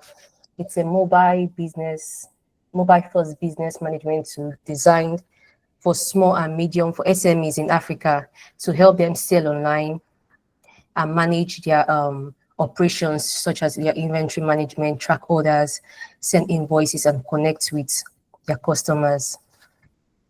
So the problem they identified when it came to the market, they identified that most SMEs in Africa needed a quick and easy way to establish an online presence for their businesses and also to manage their operations without requiring technical skills or a website. So before Bumper came into the African market, it was very, very mandatory, or let me say efficient, for small business, for SMEs, to have like a website where they can sell and secure their sales and also keep track of their customers. So it's either that, and it's either you have a website or you have a knowledge of, I think, WordPress at the time. So if you don't know how to use WordPress or that basic website platform, you need to pay somebody to do that for you. But Bumper came in to fill the gap, that you don't have to either sell only on WhatsApp or Instagram or have to pay somebody to have a website. You can sell on Instagram and still have your platform on a website platform. Yeah, that is where Bumper came into play. So the core approach was to build a mobile app that allows small business owners list their products online, generate sales, and track orders from their mobile phone in just a few steps, to help them have an online presence, to have a digital storefront. Yes, so that was the approach they came to the market with. An initial MVP, the initial features were product listing. As an entrepreneur or a business owner, you could post pictures of your product, add description, the prices. You can also track and manage your customer orders without mixing orders or when doing it manually through Instagram or WhatsApp or other social media platform. And also you can you can have a database of your customers' database, because the MVP, one of this feature, this customer database, sorry, the feature allows the your customers' contact to be saved automatically on your platform, and also basic analytics to see your sales performance, what you sold, how much you sold so far. So that was the key. Those were their key features in 2021 when it came into the market, the first time it came into the market. But now, in addition to these features that came into the market with in the year 2021, they now have Meta integration. It's now a mobile-first business management tool. That is, it's not just on a mobile app now. You can use it. You can use Bumper on a desktop or your web app or their web application. So you can either use it using your smartphone or a desktop or their website. You can access it via their website. In addition to the initial features, they now have Meta integration, DM-based sales, multi-channels, order tracking, team access that allows you to collaborate with your team, custom domains. You now have your personal website URL and discount coupons. So to give coupons to customers at certain stretch goals. For instance, even if you want to, if you have if a customer buys 10 products a day, say for every 1,000 sales, 10,000 sales, you have 2% discounts, those kind of coupon here and there. So for the results, they gain visibility and trust as a go-to platform for SMEs and digitization in Africa. And as a result of their visibility and the trust, they are now have it has confirmed the trust for the brand and a need for mobile-first business too. You know, when it came to the market, it came just as a mobile app, but because of the adoption, and now that they have a large adoption, it was accepted very well by the market, and because of that, they now have trust. The market has a certain level of trust for the brand. It gave them a confirmation that they can now scale and build a web app and also make the platform accessible via desktop. And also data for MVP usage helped refine monetization, pricing, tiers, and market approach. So initially it was just a free platform, but now they have different tiers. They have the free, they have the paid version, and other version that gives you access to their robust features. User feedback from the MVP shaped future features like Meta integration and team access. So because of the feedback they got from users, they were able to shape future features. They were able to add more features to their initial MVP, such as Meta integration and the and all other features I mentioned above. So for the insights, by launching with a lean MVP that tackled the immediate challenge of helping small businesses, that is by launching with an MVP that doesn't have so many features, that address just the core problem of SMEs trying to have a digital presence and manage an online digital presence and manage their operations. They were able to.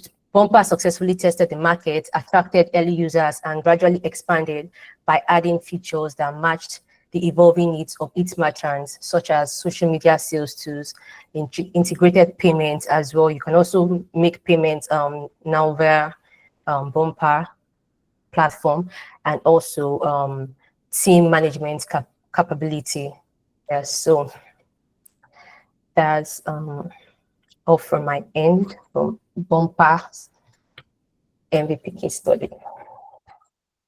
Okay. Victoria, you want to join the Anolo Akpo squad? Okay. Okay. At first, when you mentioned bumper, I was thinking about bumper bread, but I now had to pay No. close attention to what it's all about, So I've not used this. I don't actually know what it's all about. Have you used it? Yes, I have. It's a new. They launched in the year 2021. Okay, It's a new. 2021, still new. Yes, still new. It's a startup.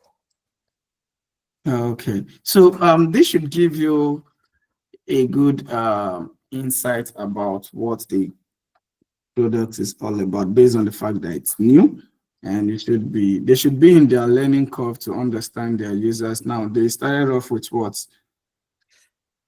Simple mobile app, product listing, order management, customer database, and basic analytics. Okay. Build simple mobile app that allows small business owners to list products online, generate sales. So it's more like a marketplace. Yes. Okay, where sellers actually list their products and you have buyers come on the product to purchase that items, right? Yes. Okay. So view this. Esther, what was it? Okay, sir. Sorry, Esther, I think you I raised up know your hand. bumper. Yes, sir. Yes. Sorry, sir. I think I know bumper, right? But I don't know that feature whereby customers can come on the app to make a purchase. Well, for me, I feel it's just like a mini website, right? For you to list your products.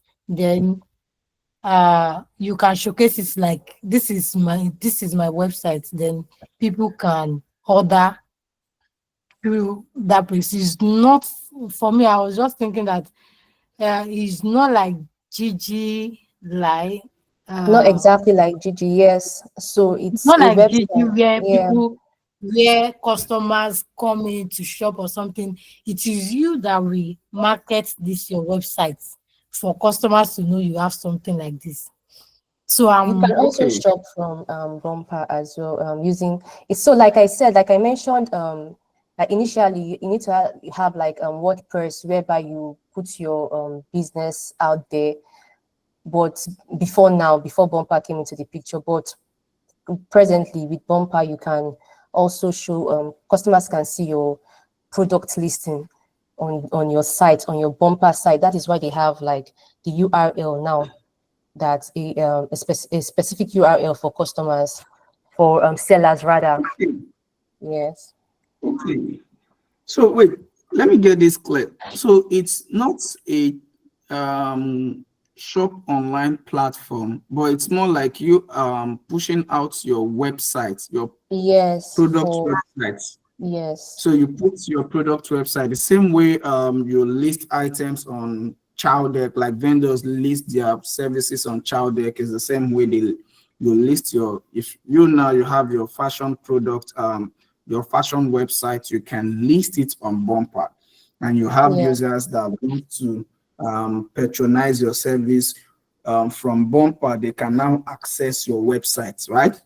Yes. Is that actually what they do? So they don't have this checkout section whereby users make payments and all that. No, they now have that feature that gives room for for payments. You can now make payments. Okay. Yes. Okay. Esther. Which was what I said. Wow. Integrated payment platform. Yes. Yes. Team management, collaboration, and evolve needs of its merchants. Oh, wow. That's good. I think I need to look into this product. I need to look into this. Nice one.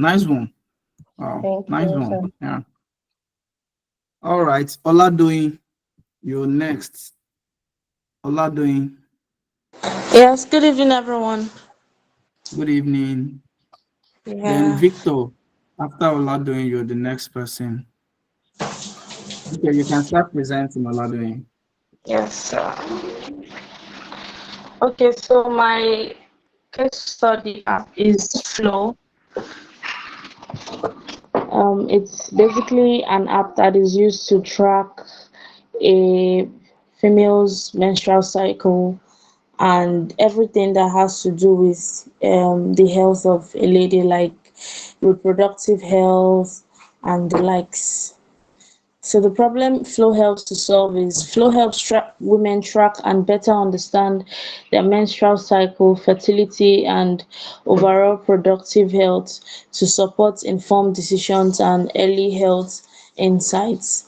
Then the first version was established in 2015, where it was just solving the problem of tracking, where it was just solving the problem of tracking um, periods. Now it has expanded to you being able to meet up with professionals. I mean, in on the app rather, you can meet up with professionals to ask questions pertaining to reproductive health, fertility, and menstruation. And just recently, they even added a sleep option where you could like use it to track sleep. And its core approach is that it offers a simple period tracking calendar with predictive algorithms based on user input data. So based on what it is that you put on the app, that is what it would like continue to use. For instance, if you put that you have your periods for like, let me say, 3 days, it will continue to calculate your period for you according to the 3 days that you have input already. Then the feature is that users log period start and end dates, symptoms, and mood. The app predicts next period and ovulation windows. So the app does all this. It helps you to know when your next period will start, when it will end, the symptoms that you might likely experience, that is acting on the prior information that you gave it about your period.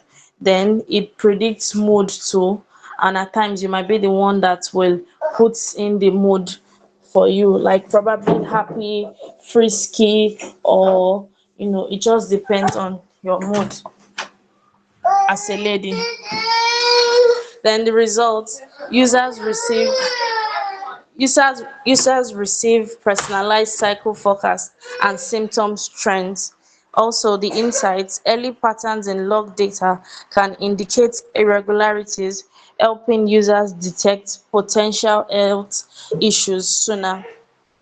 So it helps to predict if you're going to, probably there is an information that you input, and so it helps to like explain whether you are likely to have, let me say, ovarian cyst. Probably you input the features of a lady that has ovarian cyst. It is likely to give you all that information about it.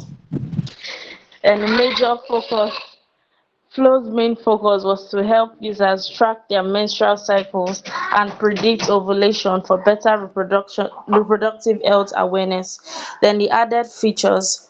Over time, Flow added symptom tracking, pregnancy mode, health insights, mental wellness tools, and a supportive community platform. And now they have like different groups pertaining to different health related communities, yes, on the app for every woman out there. So yes, that's that from my end. That is a nice one. At least very much informed to an extent about this, and I know what's really all about. So I like how, let's see, what was the MVP? What version did they come up with? Let me see. I think the features which they listed. Okay, users long period start. Okay.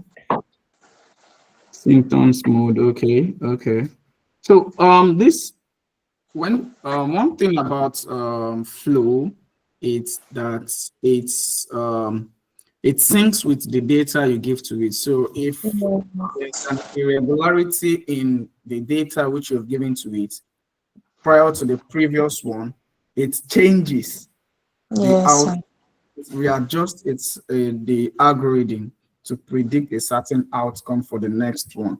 So there's this flexibility to the human body being changing all the time, and it's not just rigid that it must be this. So building that, they also added that at the core essence, that since we're dealing with this and we know it changes over time, we can also add that functionality. So it's the predictive algorithm, offers a simple period tracking calendar with a predictive algorithm based on users' input data. That's the key thing. It's based on users' input data. So good one there. We are doing good one. You guys are becoming more product managers, so you can kindly. You're welcome. So Victor, you can. Good evening. I think next. Good evening, sir. Good evening. How are you doing? I'm fine. Good evening, everyone. Too. Can you all hear me, sir? Yes, I can hear you. You can start presenting. Okay.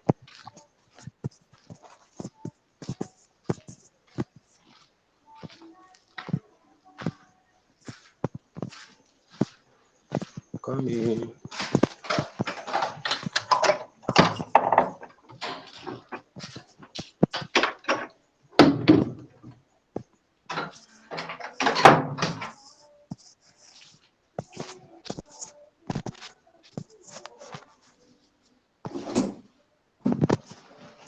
Yeah. Can you all hear me now?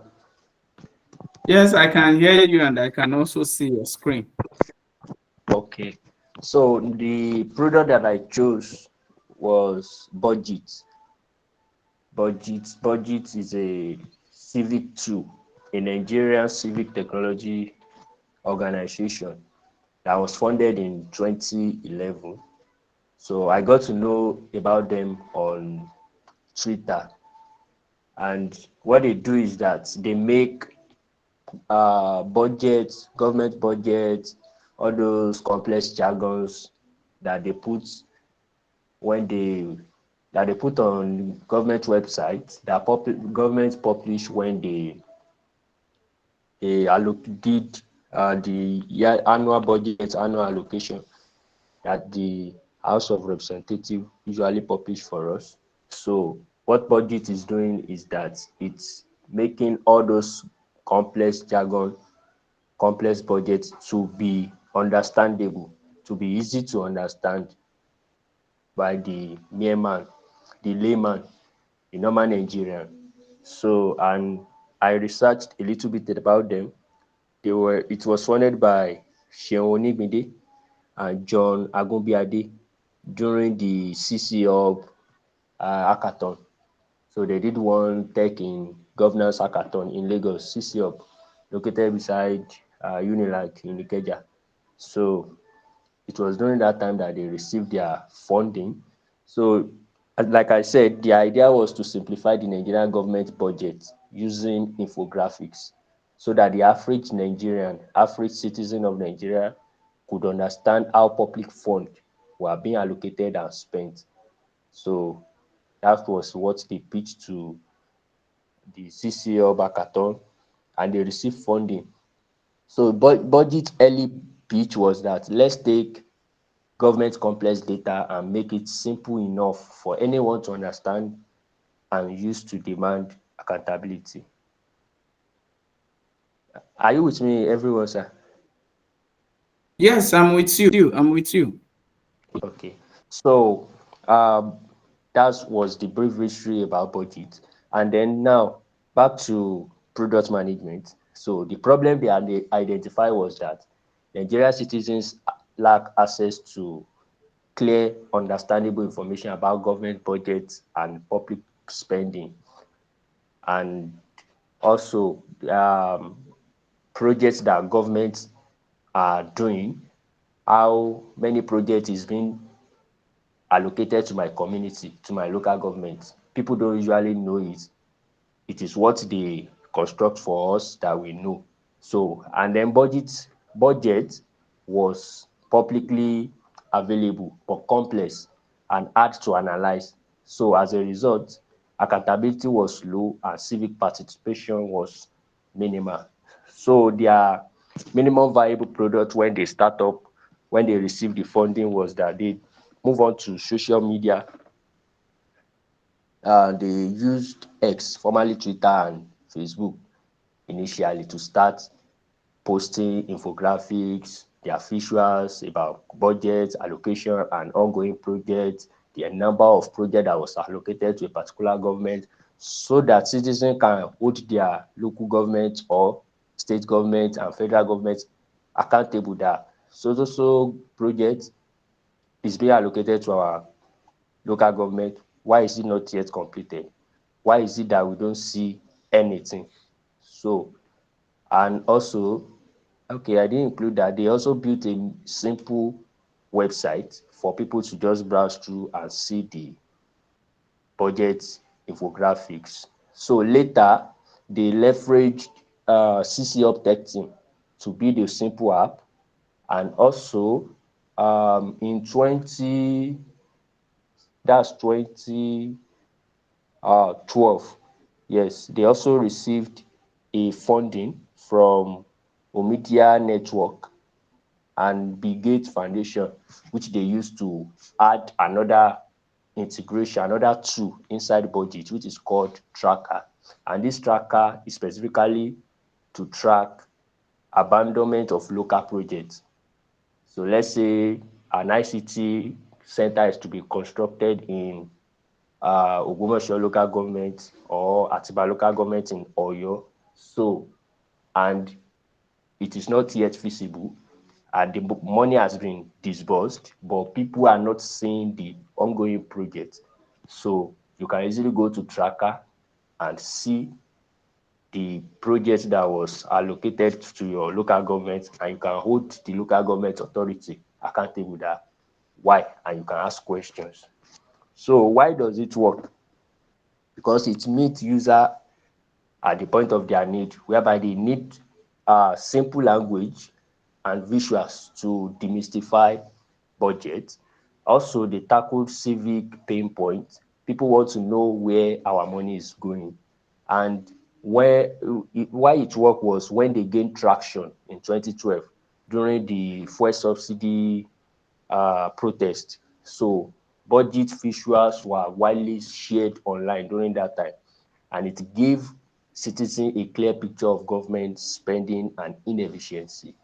So as a result of the MVP that was launched, over 10,000 track capital projects was seen through tracker.ng. Also, national and state budget data is now accessible by millions, including underserved regions.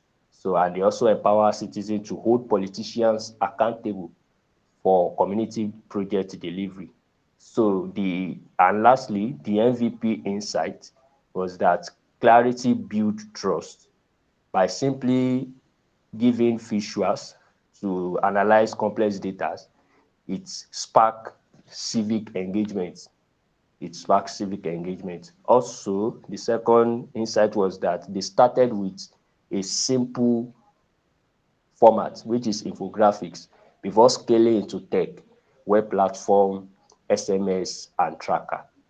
So, and lastly, civic tech work best when it is community first and user-centric and not policy-centric.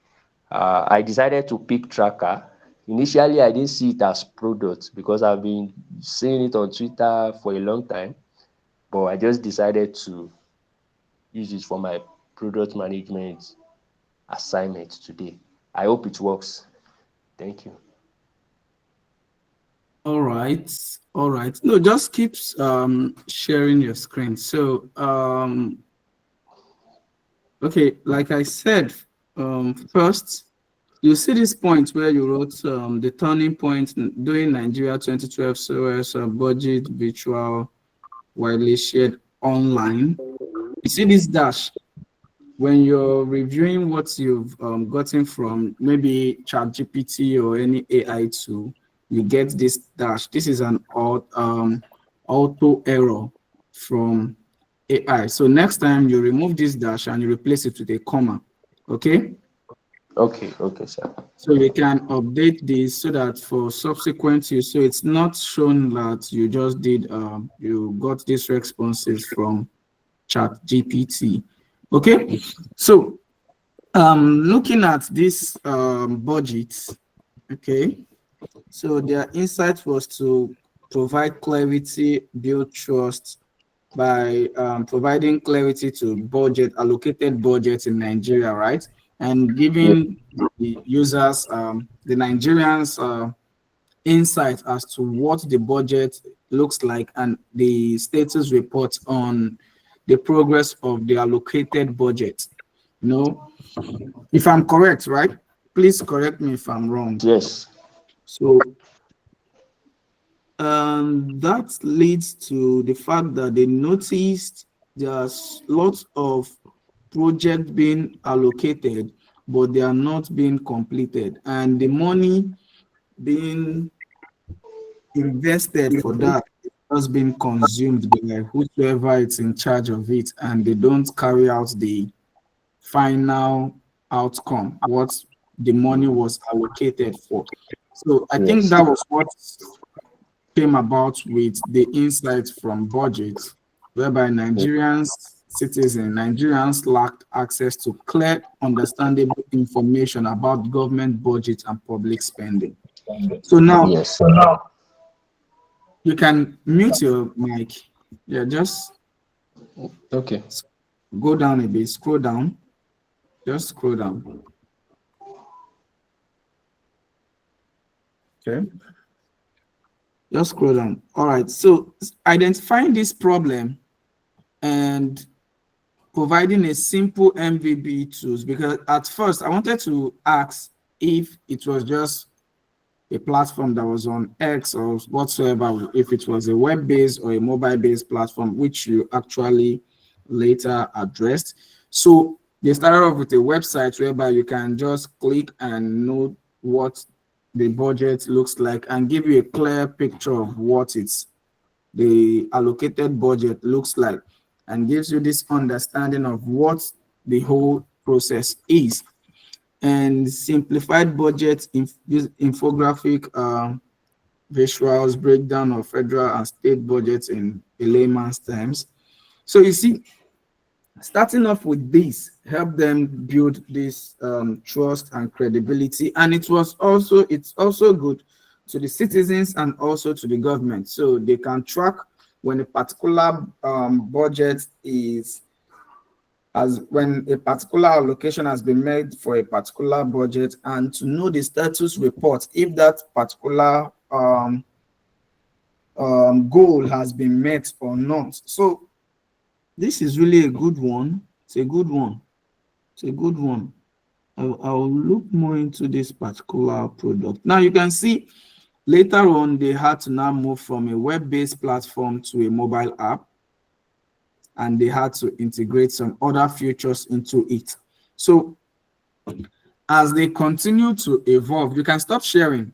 Now you see from all the solutions, there's a common factors there. Nice one, you did well. So you can see from all the products which we've all looked at today from various angles, you notice a particular pattern, which is this. The MVP which they came to the market with, they updated on that. They worked more on that. The MVP was actually improved, and they added other features to solve other problems to it, which made them more relevant in the market. So you find out that when you building a solution, this gives you this insight that when you're taking a solution to the market, you don't have to wait for it to be complex. You just start off with a basic solution that meets the core daily problem that solves the core problem which you've identified for your users. Then you build that small size solution that addresses that problem, and you go to the market with it.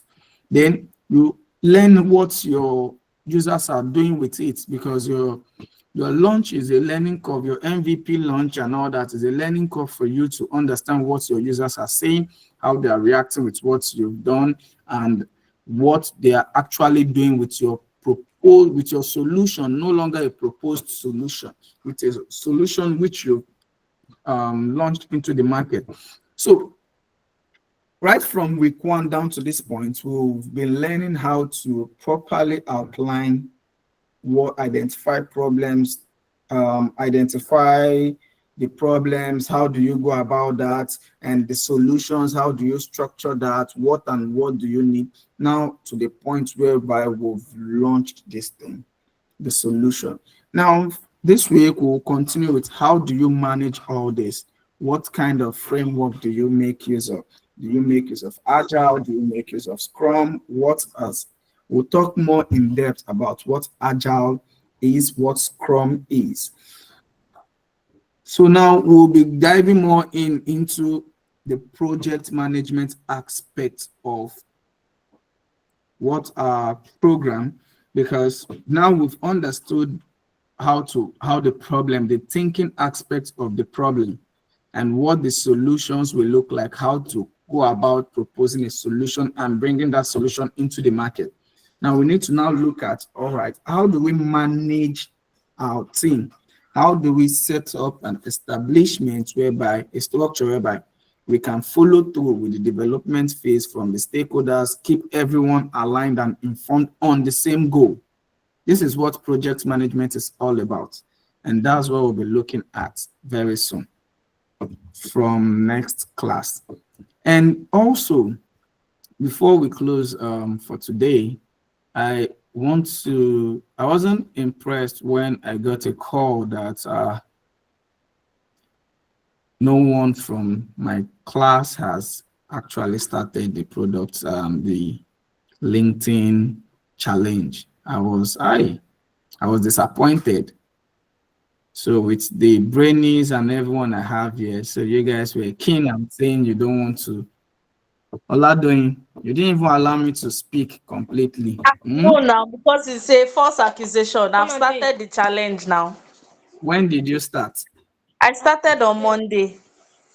On Monday, and I had a meeting on Monday saying no one has started. Was it Monday or? Yes, Monday. Yeah. No, it wasn't Monday. It was on Monday. Yes. Yeah. I had a meeting on Monday, and I was told no one has started the. You guys don't know how much they speak of you guys. Oh, you want to form my hand? No, they should check again. I've actually not started. even. Myself and Debbie have started. Wow. Debbie too is part of this class, but I'm not sure she joined today's class. Deborah. Yes, sir. Deborah was in today's class. Yeah, she presented today. Okay, okay. Wow. Okay. She has started soon. So I think what I'm going to do is this. I'm going to add everyone on LinkedIn, and when you make a post, you could also tag me so I can be accountable for you guys and also engage in your post on LinkedIn. Okay, sir. All right. So I'm going to send everyone a connection request. So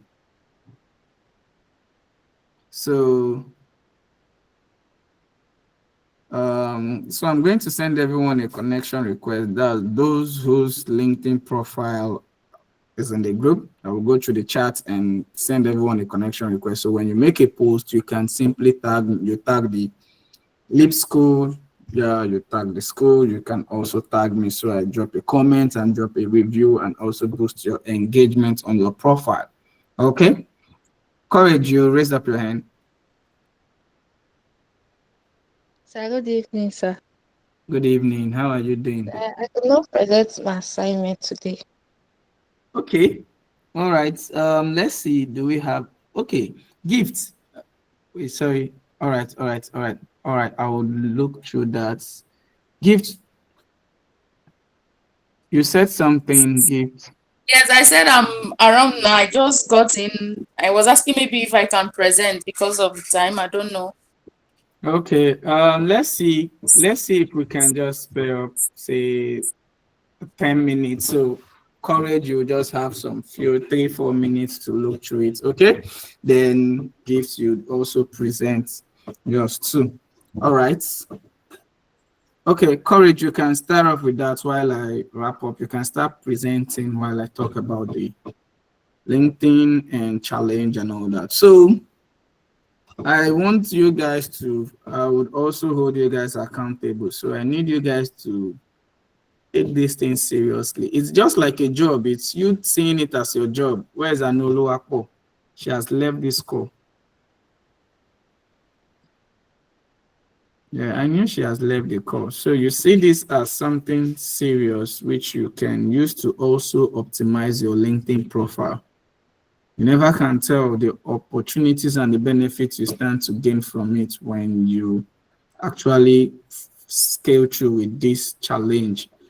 So when you're posting, I would want you to tag me to it. You tag the company, the Leap School Africa, which is the school you're currently having that course with. Then you also tag me so I can drop my review on that too, and also boost your engagement on your profile. Okay. So let's have more users, more of us posting there. So I would send everyone a connection before the end of today.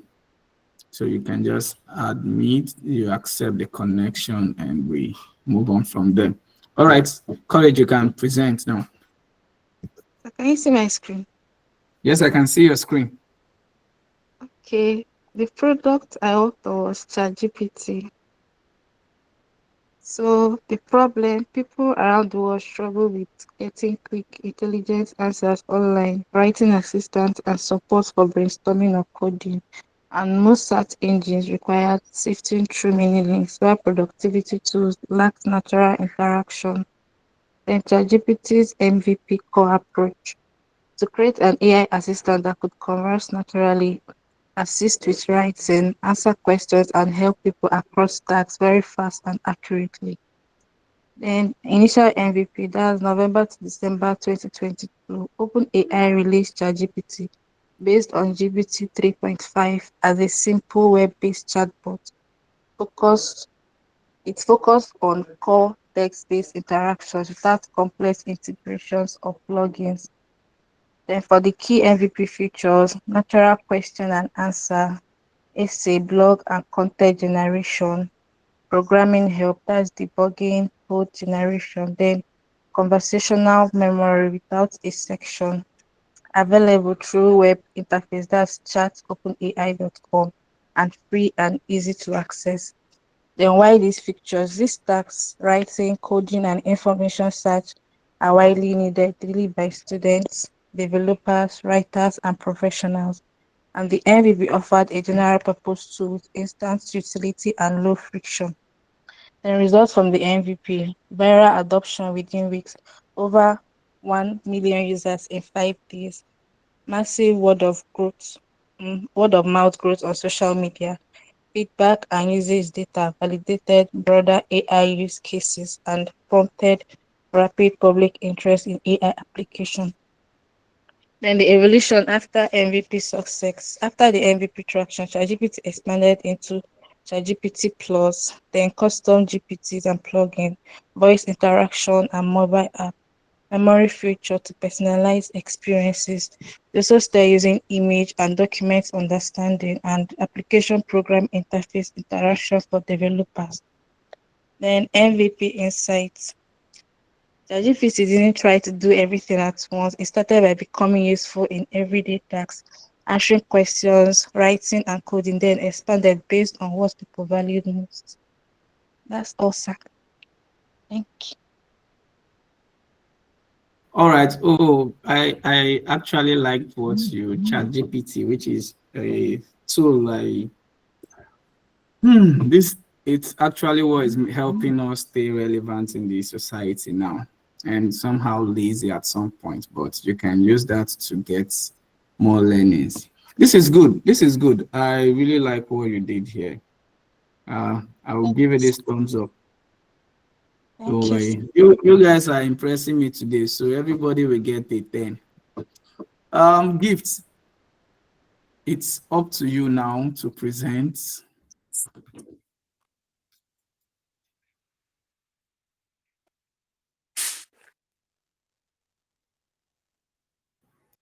Gifts. Yes, I'm here. I can hear you. You can start presenting. Okay, sir. Please, can you see my screen? Yes, I can see your screen. Okay, sir. All right. Thank you. Good evening, sir. Good evening, everyone. Sorry I'm late. I'm keeping you. Okay, the product I worked on is Grammarly. And the launch date for Grammarly was July 1st, 2009. Their problem statement, the problem they identified, they identified that academic writers, especially non-native English speakers, needed advanced tools to ensure grammar accuracy, clarity, and originality. Existing tools like Word had limited capabilities, and plagiarism risks discouraging confident writing. Their MVP approach. The goal for their initial product at launch, Grammarly focused primarily on academic users who needed error-free, plagiarism-free writing for essays, research papers, and professional documents. The goal wasn't to replace human editors, it was to make high-quality writing support accessible to everyone instantly. Okay, here, Grammarly, their initial MVP, Grammarly launched in July 2009 with a web-based tool focused solely on grammar correction, plagiarism detection, the two highest stake writing concerns for general users, detecting and correcting complex grammar and punctuation errors, identifying unoriginal content through plagiarism check, serving a niche market, which is just academic users, with a premium and high value product. Their key MVP features was grammar and punctuation check, plagiarism detection, web-based text editor, context-based writing suggestion, paid-only model. At that point, there was no free aspect, there was no free part for the Grammarly app. Then why these features? These features solve urgent high pain point problems for users like students, researchers, and business professionals. Academic integrity, polished presentation and emails, few costly writing mistakes, no distraction, just the core solution users were desperate for as at that time. Result in 2009 to 2012, between 2009 and 2012, Grammarly gained over 100,000 active users with organic growth driven by word of mouth. The platform was adopted by top universities for academic writing support and processed over 200 million documents within the first 3 years. Remarkably, Grammarly generated revenue from day one through its premium-only model, proving early market demand for AI assistant writing tools. Evolution after the initial MVP. Once Grammarly got validated, it evolved into a full AI writing assistant, adding, these are from the dates, 2012, MVP sources validated 100K users and plus 20 million document check. From 2013 to 2014, they introduced the free model, like they added the free to the premium. This is the freemium model, and then browser extension in Chrome and Firefox, expanding their access beyond academia. And then in 2016 to 2019, they evolved into an app-based product and full writing assistant with AI-driven suggestion for tone, clarity, and engagement. Then between 2020 to 2023, they launched Grammarly Business for Teams with collaboration tools, admin, controls, and usage insight. Then 2024 to 2025 this year, they roll out Grammarly Go, personalized AI communication support, achieved 30 million plus daily active users worldwide. The MVP insight, Grammarly didn't aim to solve every writing issue from day one. It focused on 2 pain points, grammar and plagiarism, for a niche academic audience by offering depth over breadth and using a premium-only model. It quickly validated demand through paying users. This focused MVP approach enable organic growth into a global AI-powered writing assistant used by millions today. The metrics from 2009 till now, initial metrics, They had 100 plus active users, 20 million document processed, revenue from day one because it was premium only, you pay. And then early adoption by top university, growth driven by word of mouth. Then currently now, 30 million, their metrics for now, 30 million plus daily active users, used in over 175 plus countries, 70K plus business teams on board, and then over $250 million estimated annual revenue, and then 150 billion plus words rewritten yearly by AI, and then 10 million plus Chrome extension installs. Summary, Grammarly's MVP targeted a clear need: better writing support for academics, focus, premium, and simple, prove value early, and scaled smart. MVP is not about building small, it's about building what matters the most. Then takeaway. Although Grammarly launched its MVP in 2009, mass awareness didn't happen until much later, especially in regions like Africa, Asia, due to its early focus on academics, limited free access, and minimal early marketing. Wider adoption and visibility surged around 2022 to 2023 as the platform expanded its features, launched the free tools, and aligned with the global rise in AI-powered writing assistants. Thank you, sir. That's my presentation. Okay. Yeah, this is great. I think, yeah, I know about Grammarly, but I didn't make use of it because of the payment method. So I had to use other tools which were free and could give me the same solution which they are offering. So it's a good tool which helps you for academians, you know, when you're making stuff like presentations and they carry out plagiarism tests, and you find out that you just get, okay, and you find out that you get kicked out because you copied on some things like that. So so I think, yeah, I could remember back then I made use of some tools, let me see, that were free. I used Qbot. Let me spell that in the chat. So we used Qbot. I still use Qbot to today. Yeah, and it also helps me get the jobs done. So it helps you. It also has, but the subscription mode for Qbot is freemium, not premium, because freemium you start with the free mode, and then you now update to, you make payment to get other features as well. So it's a good one. It's a good one. A very good one. I like the fact that you guys actually thought outside the box without me. You can stop presenting. A good one. Well, you need your own thumbs up. So it's a good one because I'm just glad that you guys actually thought outside the box without me having to determine or dictate what niche you guys should pick. And everyone here did something different and unique. And from the whole thing, you all can see that the MVP is not actually what the product or solution is now. And the MVP helps you understand the market, helps you, regardless of it not being the full-fledged product, but it should also meet the needs of the users. So it's not just something you just build that way and just dump it, or you just build something small. Whatsoever you are putting out there should meet the needs of the users. That is the only way it can be adopted. So if you're building your solution, or you're in a position whereby you're building a product, one thing about product management is this: you might not necessarily build a product, but it helps you in seeing realities in things. It also helps build your mental, the way you see things, the way you view things, not just building products. You might not necessarily build the product, but when you're in a settings, it helps you see things differently from others. So that's one good thing about it. So yeah, we've actually stayed longer than our scheduled time, and I'm sorry for that. But I'm really impressed with what you guys gave to me today. I'm really impressed. So this goes to everyone. Now this goes to everyone. So for that, you all are going to get a 10 based on the presentation I've seen today. So I'm going to do that based on the presentation I've seen today.